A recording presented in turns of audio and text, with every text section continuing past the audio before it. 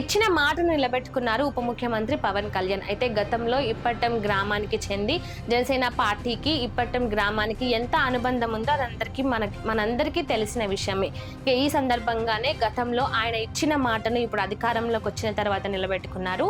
అక్కడ ఇళ్లను కోల్పోయిన వాళ్ళు ఎవరైతే బాధితులు ఉన్నారో ఆ బాధితుల్లో ఒకరైన నాగేష్ శర్మను ఆయన అధికారంలోకి వచ్చిన తర్వాత కలుస్తానని హామీ ఇచ్చారు, మాట ఇచ్చారు. ఇక ఇచ్చిన మాటను ఇప్పుడు ఆయన నెరవేర్చుకున్నారు.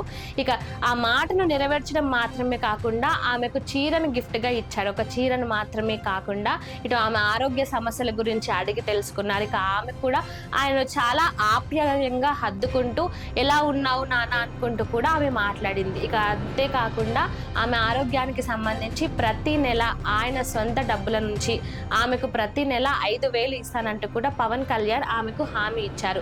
ఇక ఆమె కూడా రాబోయే 5 సంవత్సరాల పాటు పవన్ కళ్యాణ్ ముఖ్యమంత్రిగా ఉండాలని, నేను ఉన్నా లేకున్నా నా ఇంటికి పెద్ద కొడుకుగా నువ్వు ఉండాలంటూ ఆమె మాట్లాడిన మాటలు, పవన్ కళ్యాణ్ ఆమెను దగ్గరికి తీసుకున్న విధానం కానీ ఇవన్నీ ఇప్పుడు ప్రస్తుతం ఇటు తెలంగాణ ఆంధ్ర ప్రజలనే మాత్రమే కాదు ఇటు సోషల్ మీడియాలో అందరినీ కూడా ఆకట్టుకుంటున్నాయి.